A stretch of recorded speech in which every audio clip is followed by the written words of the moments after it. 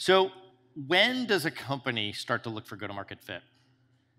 The answer is at the tail end of product market fit. Because what's happening, you're winning some deals, you're losing some deals go fast, some deals go slow. You've got some at-bats happening.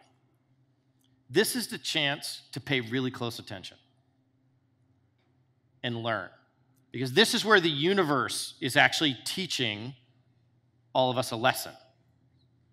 We tend to focus on just the deals we won, which is logical, but it's just as important to pay attention to the deals we lost and why. Or deals that went really fast, or deals that stalled.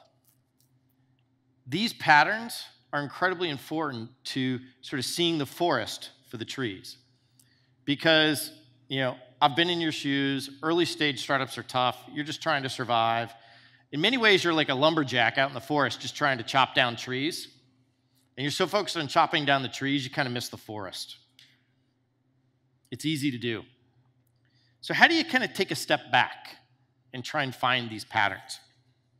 And as a leadership team, you can pull your team together and say, all right, let's look at our deals. Why did we win? Why did we lose?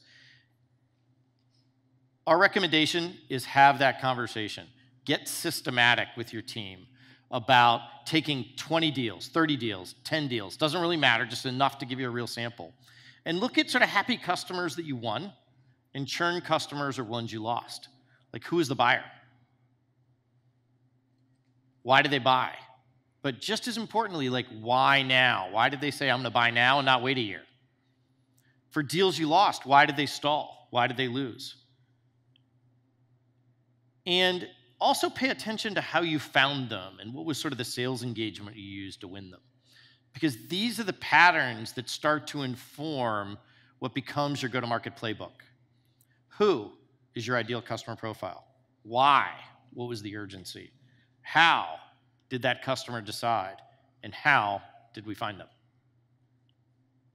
A simple little framework like this allows you to pull your team together and gather all this market intelligence, customer intelligence, product intelligence that's strewn about your team and sort of pull it all together, and you start to see the patterns. There's a company that I worked with where we helped them go through this exercise.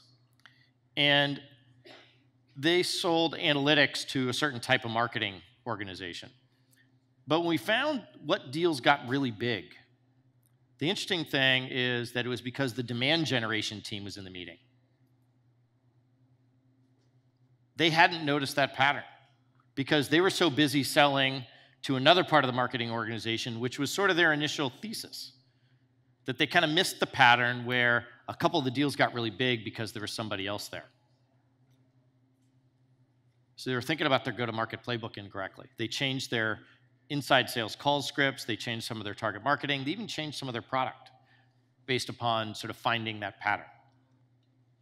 So once you start to see the patterns, it's good news because you're actually on the path to go-to-market fit now.